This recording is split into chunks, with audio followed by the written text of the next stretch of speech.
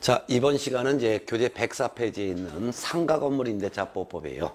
주택임대차보호법에서 새끼진법이라고 해서 주택임대차보호법을 모법, 그리고 상가건물 임대차보호법을 자법 이렇게 보완하는데, 주택임대차보호법은 주택임차인을 보호해주기 위해서 만든 민법의 특례법이고, 상가건물 임대차보호법은 상가임차인을 보호해주기 위해서 만든 특별한 법이기 때문에 상가건물 임대차보호법은 민법의 특례법이 됩니다. 둘 다 민법의 특례법인데요. 그 중에서 상가건물 임대차보호법 보겠습니다. 네. 제가 크로즈업 되는 줄 알고서 제가 글씨를 조그맣게 써갖고 좀 주임차법에서는 판서를 보기가 좀 어려웠을 텐데 좀 크게 쓰겠습니다. 그래서 두 번째, 상가건물 임대차보호법.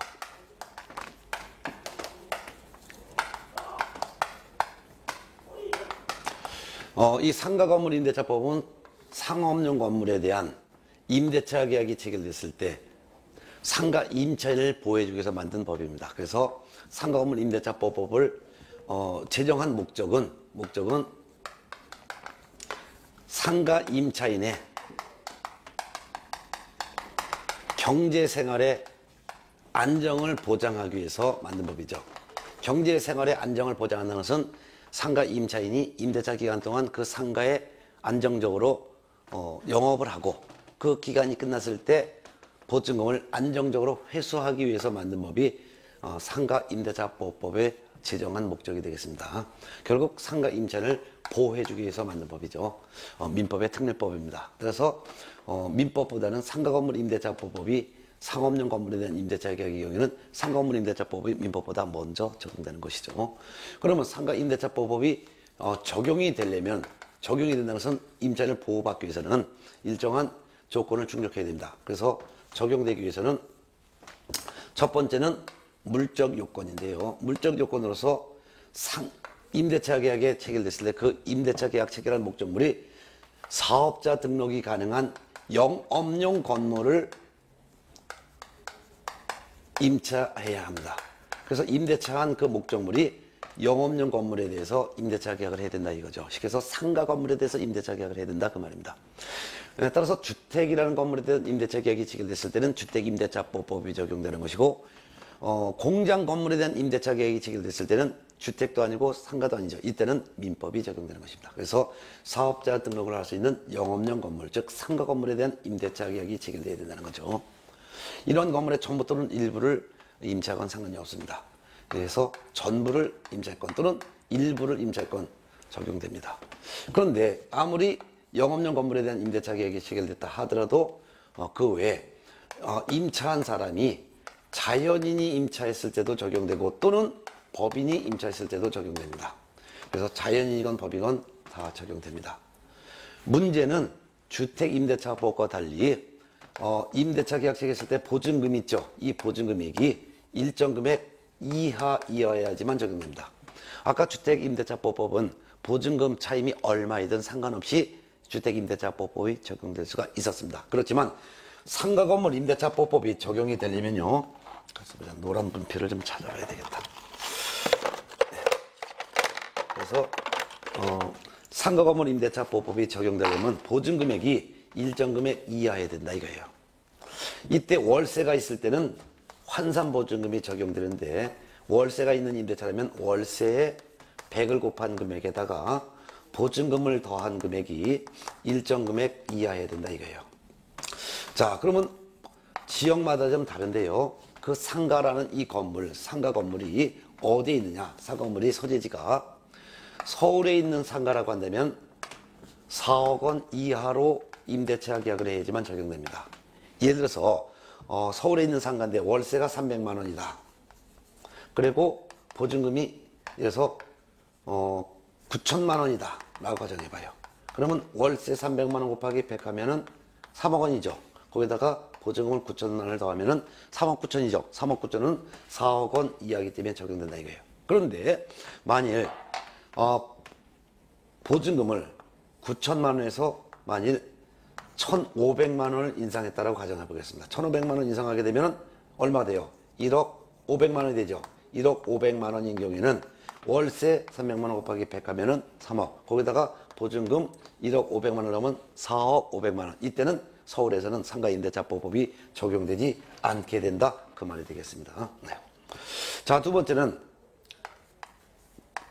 수도권 중에서도 과밀 억제권역에 있는 상가를 임차했거나 또는 인천광역시에 있는 상가를 임차했을 때는 이때는 3억 원 이하이면은 적용됩니다.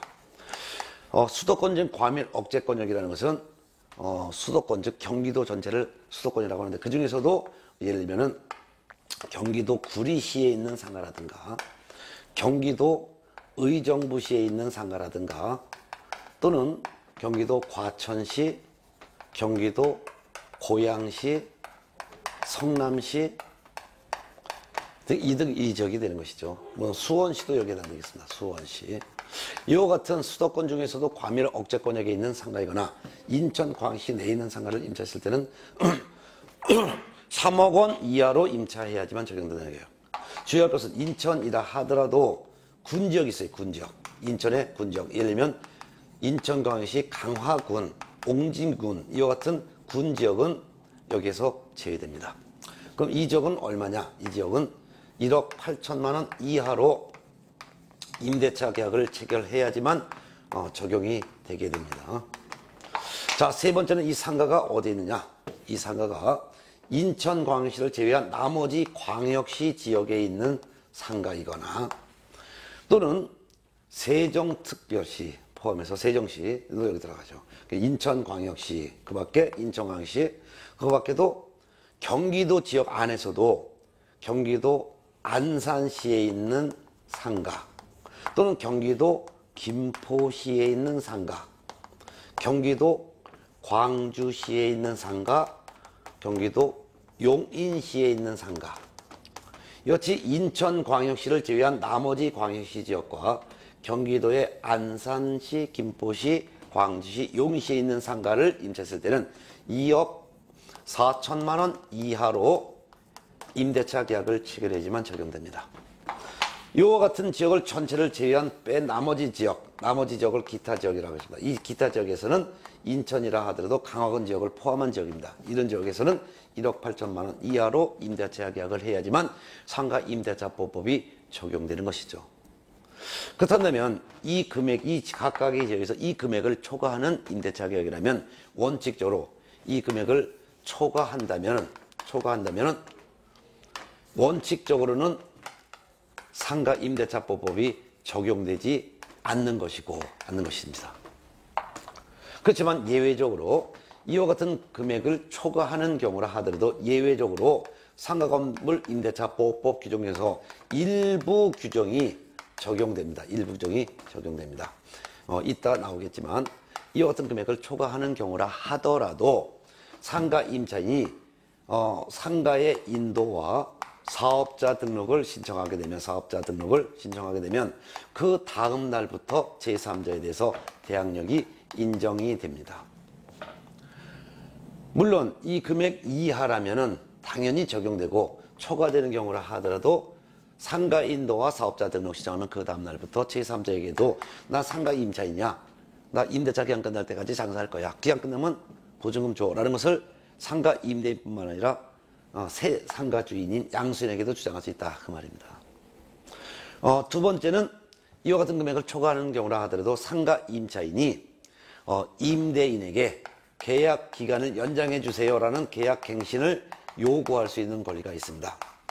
상가 임차인은 상가를 임차하여 리모델링도 하고 또는 개조도 하고 또는 인테리어도 하고 권리금도 주고 이런 경우가 있겠죠. 주택 같은 경우에는 권리금 주고 들어가는 것도 없고 시설하는 게 없겠지만 상가는 시설비라든가 권리금을 주고서 장사하는 경우가 많습니다. 그렇기 때문에 1, 2년 장사해가지고는 그 시설비라든가 권리금, 인테리어비를 다 뽑아낼 수 없기 때문에 최소한도 5년 동안은 임대차 계약 기간 처음 시작한 날부터 총 5년까지는 계약 기간을 연장해서 계속 장사하겠다라고 임대인에게 임차인이 주장할 수 있는 권리가 있습니다. 그래서 5년간은 장사할 수 있는 권리를 보장해주고 있습니다. 네. 그뿐만 아니라 임대차 계약간 끝났을 때 새로 들어오겠다는 새로운 임차인, 신규 임차인으로부터 권리금을 회수하여 나갈 수 있도록 보호를 해주고 있습니다. 그래서 권리금 회수도 보호받을 수 있습니다. 그렇기 때문에 본래 상가건물 임대차 보호법이 적용이 되려면 사업자 등록이 가능한 영업용 건물에 대한 임대차 계약을 체결해야 되고, 자연인 또는 법인이 임대차 계약을 체결해도 상관없지만 환산보증금이라든가 또는 보증금만 있으면 그 보증금액이 서울은 4억 원 이하, 그 다음에 수도권 중 과밀 억제권역에 있는 상가 또는 인천 광시 내에 있는 상가는 3억 원 이하, 인천을 제외한 나머지 광역시 지역에 있는 상가, 경기도의 안산시, 김포시, 광주시, 용인시에 있는 상가는 2억 4천만 원 이하. 이 지역을 제외한 나머지 지역과 인천이라 하더라도 강화군, 옹진군 지역은 1억 8천만 원 이하로 임대차 계약을 체결해야지만 상가건물 임대차 보호법이 전면적으로, 즉 상가 임대차 보호법이 전면적으로 100% 다 적용되는 것이다 이게요. 그렇다면 이 금액을 초과하는 경우라면 원칙적으로 상가 임대차 보호법이 적용되는 게 아니지만, 다만 예외적으로 이와 같은 금액을 초과하는 경우라 하더라도 예외적으로 상가 임대차 보호법 규정 중에서도 일부 규정만 적용이 되는데, 계약 요건 갖추면 그 다음 날부터 계약력 인정되고, 계약 기간도 5년간은 장사하겠다고 요구할 수 있고, 임대차 기간 끝났을 때 새로 들어온 신규 임차인으로부터 권리금을 회수할 수 있도록 보호도 받는다는 규정, 이 정도는 예외적으로 적용된다, 이렇게 보면 되겠습니다. 자, 그러면 상가 임대차 보호법이 이와 같은 금액 이하이면 전면적으로 다 적용된다 그랬죠. 그럼 전면적으로 적용된다는 것은 상가 임대차 보호법 규정이 100% 다 적용된다는데, 적용된다는 것은 전부 다 상가 임차인을 보호해주는 내용이 전부 100% 적용이 된다는 건데요. 그러면 상가 임차인을 보호해주는 내용, 주택임대차법과 거의 비슷합니다. 첫 번째가 바로 동그라미 2번을 보면 계약의 양가로 3번 임차인 보호 규정이 양가로 3번에 임차인을 보호해주는 내용으로서, 동그라미 1번 임차인의 존속기간을 보장해주고 있습니다. 상가 임차인이 일정한 기간 동안은 그 상가에서 장사할 수 있도록 존속기간을 보장을 해주는데, 그 보장해주는 기간은 1년을 보장해주고 있습니다. 아까 주택은 2년간을 보장했었죠. 상가는 1년간을 보장해줍니다. 이 내용은 주임차와 다 똑같은데 기간만 보장해주는 게 다릅니다. 주택은 2년, 상가는 1년. 따라서 기간에 약정이 있으면 약정한 기간을 보장받는데, 만일 2년 이상으로 약정했으면, 1년 이상으로 약정했으면 상가 임차인은 1년 이상 약정한 거 보장받습니다. 근데 기간을 1년 미만으로 정했다 하더라도 상가 임차인은 1년간은 보장받습니다. 물론 1년 미만으로 상가 임대차 계약을 체결했을 때 상가 임차인은 1년간 장사하겠다라고 주장할 수도 있고, 또는 1년 미만으로 정한 기간이 유효하다라는 것을 주장할 수 있습니다. 즉 6개월간만 장사하겠다라고 약정했으면 1년간 장사하겠다라고 주장할 수도 있고, 6개월만 장사하겠다라고 임차인은 주장할 수 있습니다. 그렇지만 임대인은 1년 미만으로 정한 기간이 유효함을 주장하지 못한다. 따라서 1년 미만으로 정했을 때는 임대인은 상가 임차인이 주장하는 거 무조건 따를 의무가 있습니다. 또는 임대차 기간을 정하지 않았어도 1년으로 계약을 한 것으로 보기 때문에 1년간은 보장받습니다. 또한 법정갱신, 묵시적 갱신 규정도 있습니다. 법정갱신을 우리는 침묵에 의한 갱신이다 해서 묵시적 갱신이라고도 하죠. 이것도 주택임대차와 유사합니다. 임대차 기간이 여기가 끝나는 날입니다. 임대차 기간 끝나기 6개월 전부터 임대차 기간 끝나기 한 달 전까지 요 사이에 상가 임대인이 상가 임차인에게 갱신 거절의 통지를 한 적도 없고, 조건을 변경하지 아니하면 다시 갱신하지 않겠다라는 뜻의 통지도 하지 않고 침묵을 지켰어요. 즉 임대차 기간이 끝나면 너 상가 빼라 라고 임대인 임차인에게 통지한 적도 없어요. 또한 예를 들어서 지금 현재 3억 원에 지금 임대차 계약을 체결해서 장사하고 있는데, 이 보증금을 얼마를 올릴 테니까 너 3억 5천을 올릴 건데 이게 싫으면 너 상가 빼, 이런 말도 하지 않았습니다. 침묵을 지켰다 이거예요. 언제? 임대차 기간 끝나기 6개월 전부터 한 달 전까지 서야 아무런 말이 없었으면 임대차 기간이 만료됐을 때 종전의 임대차와 똑같이 동일한 조건으로, 즉 보증금 3억 원이면 3억 원으로 동일한 조건으로 다시 재계약을 한 것으로 본다라는 거예요. 이때 재계약 기간은 1년간 재계약한 것으로 봅니다. 아까 주택은 동일한 조건으로 재계약한 것으로 보는데 재계약 기간은 2년으로 봤죠. 상가는 1년간 재계약한 것으로 본다 그 말이에요. 물론 이와 같은 것을 우리는 묵시적 갱신, 침묵갱신이라고 하는데 재계약이 됐다 하더라도 임차인은 언제든지 임대인에게 이 재계약의 해지를 통지할 수가 있고 해지 통지받고 3개월이 경과되면 해지의 효력이 발생된다. 즉 재계약은 깨진 것으로 본다. 그 말이 되겠습니다. 네. 자, 그 다음에 이제 세 번째가 바로 동그라미에서 한번 계약갱신 요구권이 있습니다. 계약갱신 요구권.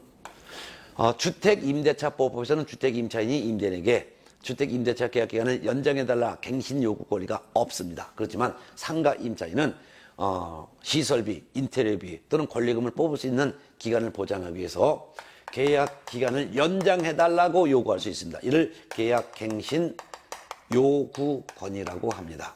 이와 같은 계약갱신 요구는 임차인이 임대인에게 요구할 수 있는 건데요.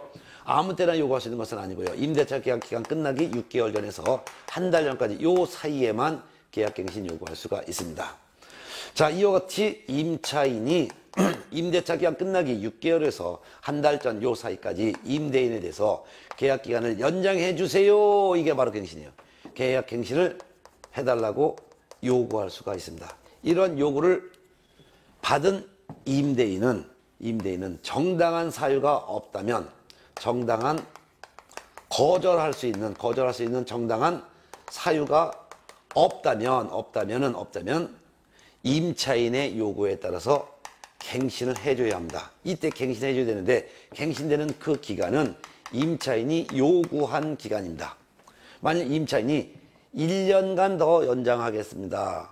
해주면 1년, 2년간 더 장사하겠으면 2년, 3년간 더 장사하겠으면 3년, 4년간 더 장사하겠으면 4년. 그렇지만 갱신되는 갱신 기간은 요구한 기간이지만 그렇지만 최초의 임대차 기간을 포함해서 총 5년 범위 안에서만 요구할 수가 있습니다.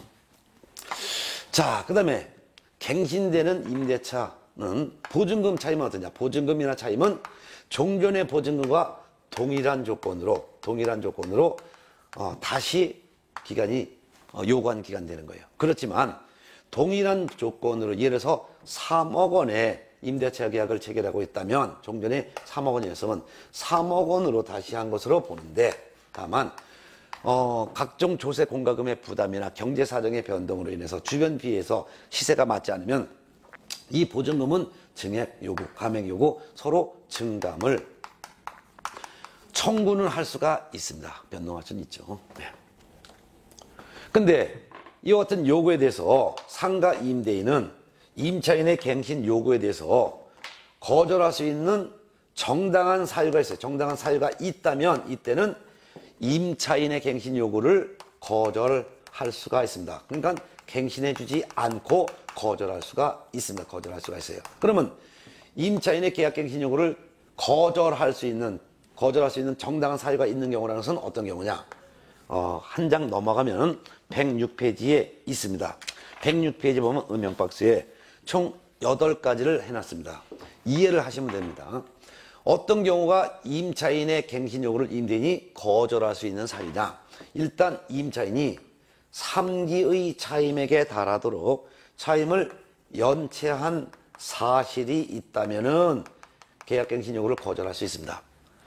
즉 임차인이 3개월치 월세를 밀린 사실이 있다면 그 말입니다. 그 말은 지금 현재 3기의 차임을 연체하고 있건 또는 연체한 게 없다 하더라도 지금 현재 밀린 건 하나도 없다 하더라도 예전에 3번이나 밀려본 사실이 있다면 그 말입니다. 두 번째는 상가 임차인이 임대차 계약을 체결할 때 거짓 부정한 방법으로 상가를 임차하여 사용을 하고 있는 경우도 거절할 수 있습니다. 그뿐만 아니라 또 이런 경우도 있습니다. 즉 상가 임대인과 임차인이 서로 합의해서 임대인이 임차인에게 상당한 보상을 이미 제공했어요.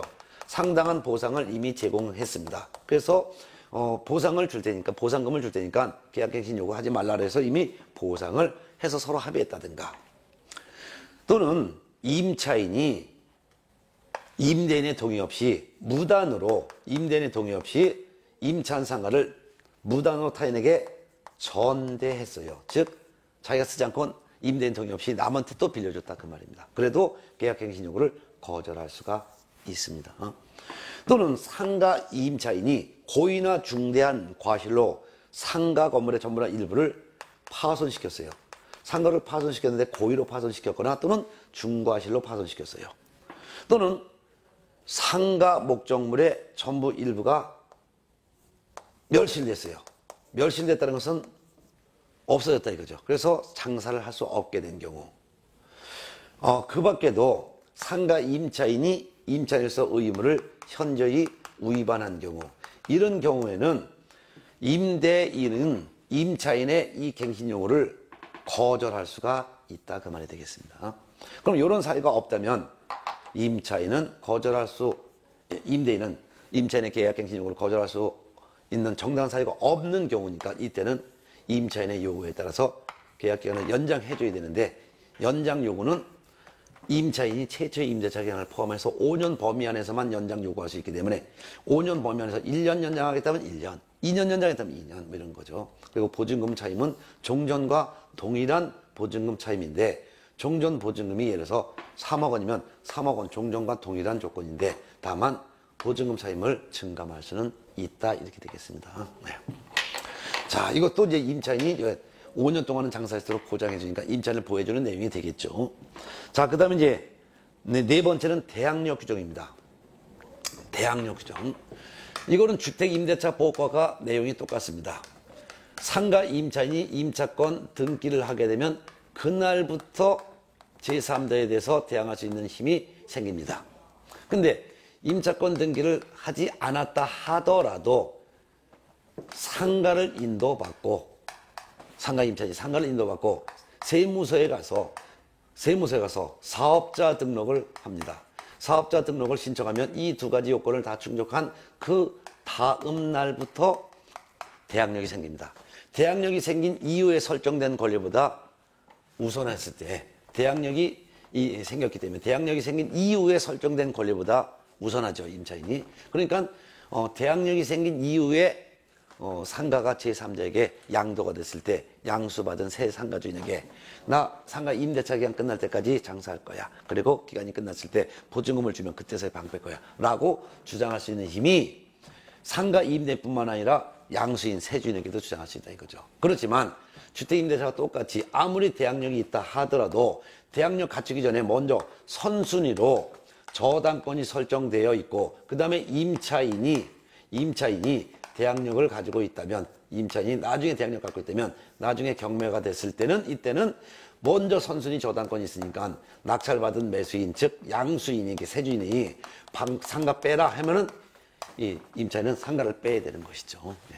그래서 상가 임차인이 세주인이 상가 빼라 했을 때 못 빼 하시는 것은 가장 먼저 대항력을 갖춘 임차인의 경우에만 세주인에게 대항할 수 있는 것이지, 먼저 선순위에서 저당권이 설정된 이후에 대항력이 있다면 이 임차인은 세주인에게 대항하지 못하고 상가를 빼야 된다는 결론이 나오는 것이죠.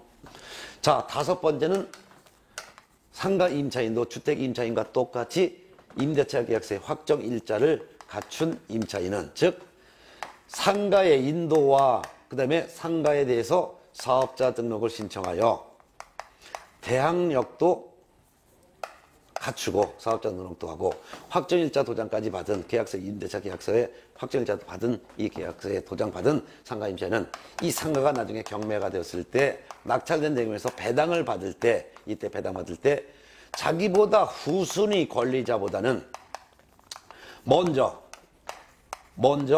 보증금의 전부를 배당을 받을 수 있는 권리가 있는데 이를 확정일자인에 의한 우선 변제권이라고 하죠.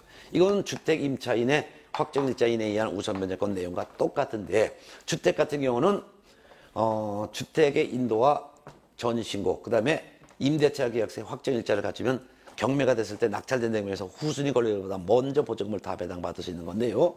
상가는 상가의 인도와 사업자 등록 신청과 그 다음에 확정일자 도장을 받는 것은 세무서에서 받는 게 차이점이 있습니다. 세무서죠. 주택 같은 경우는 주택소재지 읍면동주민센터 또는 법원 또는 공정사무소 이런 데서 받지만 확정일자를 받는 상가임차인은 확정일자 상가임차인은 세무서장에서만 확정일자를 받는다는 거. 요 차이점. 나머지 내용은 주택임대차와 똑같습니다. 네. 그 다음에 여섯 번째 최우선 변제권이 있습니다.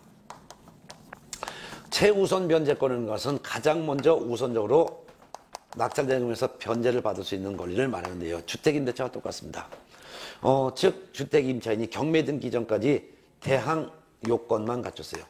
그리고 대항 요건만 갖췄다 하더라도 확정일자를 갖췄는지 또는 갖췄지 않았는지 상관없이 대항 요건을 갖춘 임차인인데 그 임차인이 보증금액이 소액인 임차인이라면, 즉 보증금액이 적은 임차인이라면 나중에 경매가 되었을 때 낙찰된 대금에서 배당받을 때 낙찰된 상가 건물가액의 2분의 1 범위 안에서 보증금 중에 아주 일부만 가장 먼저 최우선적으로 먼저 배당을 받을 수 있는 권리를 인정받게 되는 거죠. 주택임대차법과 내용이 똑같은데 주택임대차법은 대항 요건만 갖추고 보증금의 소액인 경우에 낙찰된 주택가액의 2분의 1 범위 안에서 보증금 중에 일부를 최우선적으로 배당받을 수 있었죠. 상가도 똑같습니다. 경매 등기 전까지 대항 요건을 갖춘 소액 상가 임차인은 낙찰된 상가 건물가액의 2분의 1 범위 안에서 가장 먼저 선순위 저당권자보다도 먼저 보증금 중 일부를 가장 먼저 배당을 받을 수 있다라는 거. 자, 요거였습니다. 자, 그럼 여기까지를 보게 되면 주임차법과 상임차법하고 거의 유사한데 하나 차이점은 계약갱신 요구권이 주택임대차보호법에는 없다라는 거. 이건 상가건물 임대차보호법에만 있다는 것이죠. 예. 자, 그 다음에 이제 주택임차인을 보호해주는 내용 중에서 일곱 번째가 권리금 회수기의 보호인데요. 주택임대차보호법에는 없고요. 상가건물 임대차보호법에만 있는 상가임차인의 권리금 회수기의 보호 규정, 요거를 살펴보도록 하겠습니다. 주택임차인은 권리금 자체가 없어요. 그러니까 권리금을 회수하는 게 없습니다. 그렇지만 상가임차인은 권리금, 인테리어 비용 이거 들어간 걸 회수할 수 있도록 보장을 해주고 있습니다. 그러면은 권리금 회수기의 보호 규정 보도록 하겠습니다. 네. 자, 일곱 번째 보겠습니다. 권리금 회수 기회가 보호된다 그 말이에요. 이건 뭐냐면은 예를 들어서 A라고 하는 상가 임대인이 있고 B라고 하는 상가 임차인이 있어요. 그럼 두 사람 사이에는 임대차 계약이 체결됐겠죠. 그래서 서울에 있는 상가다. 그리고 3억 원으로 상가 임대차 계약을 체결했다. 임대차 계약 기간이 여기까지라고 할게요.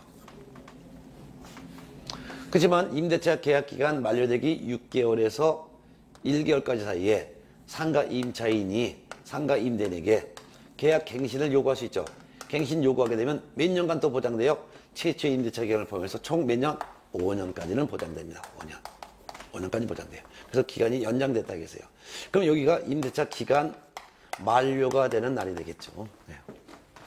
그럼 5년이 딱 됐으면 설령 상가 임차인이 임대인에게 계약갱신을 해달라고 요구해봤자 임대인은 노할 수 있는 거예요. 자, 그러면 이제 임대차 기간이 만료되면 상가 임차인 B는 상가에서 나가야 돼요. 나가고 새로운 신규 임차인, 예를 들어서 C라는 새로 들어온 신규 임차인이 있겠죠. 임차인에게 상가를 넘겨줘야 되는 거예요. 근데 넘겨가는데 이때 임대차 기간이 만료됐을 때 임차인 B는 일단 누구로부터?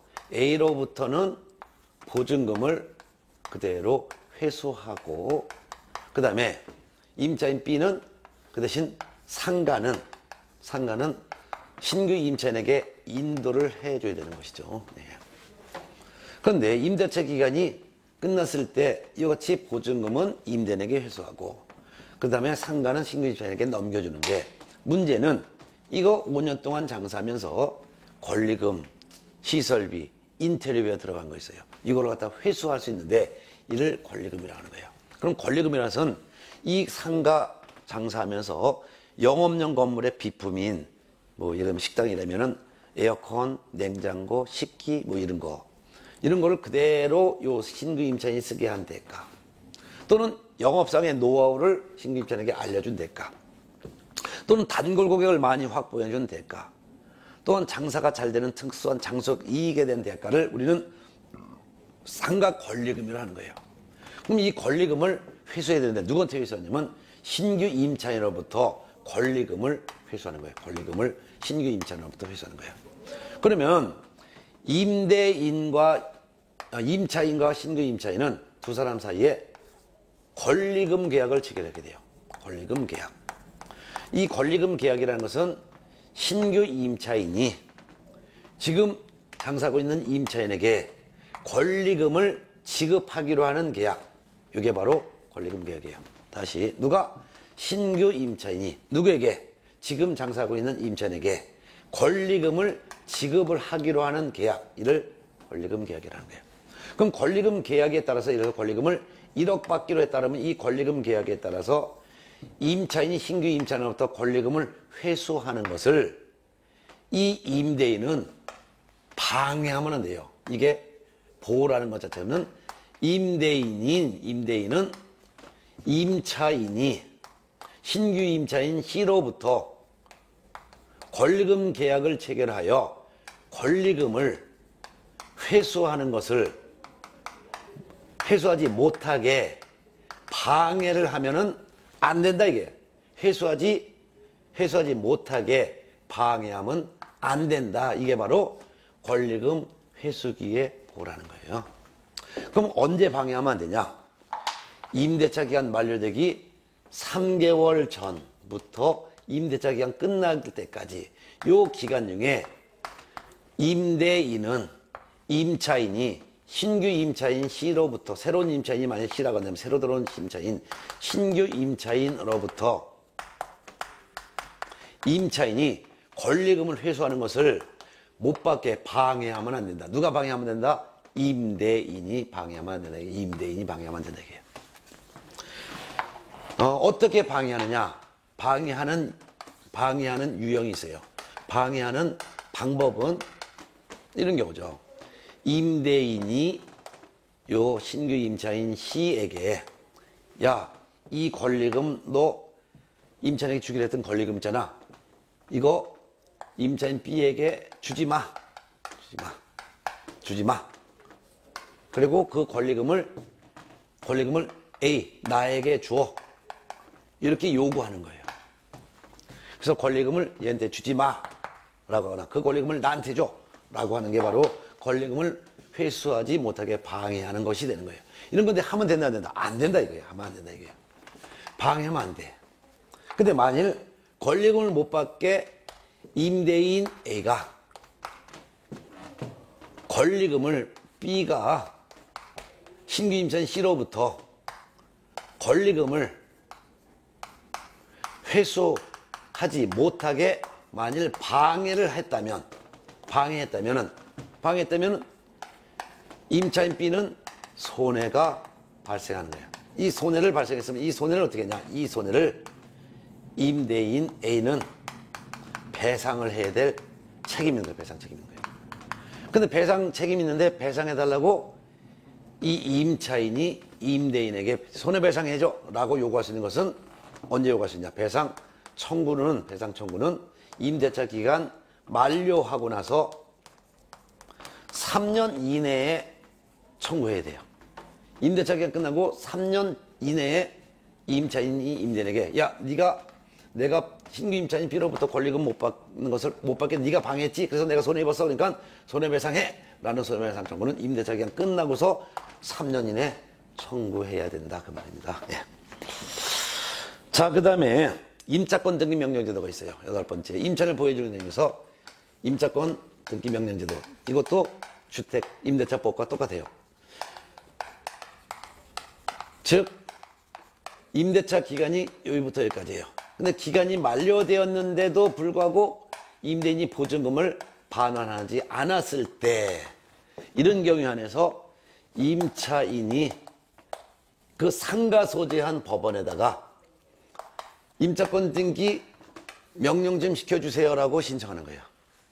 그러면 법원에서는 임차권 등기를 하죠. 임차권 등기가 되면 임차인은 대항력도 취득하고 우선 면제권도 취득하는데 다만 예전에 이미 임차인이 대항력을 취득했거나 또는 우선 면역을 이미 취득하고 있었다면 종전에 취득한 시점으로 소급해서 그대로 유지해서 인정을 해주는 거죠. 또한 등기가 되었으니까 등기란 방법에 의해서 공시가 됐기 때문에 임차인은 상가를 비워주고 퇴거했다 하더라도 종전의 대항력과 우선 면역은 그대로 유지가 되는 거죠. 등기란 방법에 의해서. 주택임대차법과 한 글자도 안 틀리고 똑같습니다. 자, 그 다음에 8번째가 인사권 등기 명령이 되고 9번째를 보겠습니다. 9번째는 차임 증감 청구권. 이거 주임차와 비슷합니다. 차임 증감 청구권. 즉 임대차 계약 기간 중에 보증금이나 차임이 주변에 비해서 상당하지 않으면 너무 싸면은 상가 임대인은 임대인에게 보증금을 증액해 주세요라고 요구할 수 있고, 너무 비싸면 상가 임차인은 임대인에게 보증금 차임을 감액해 주세요라고 서로 청구할 수 있다 이거예요. 근데 감액하는 것은 임차인에게 유리하기 때문에 제한이 없습니다.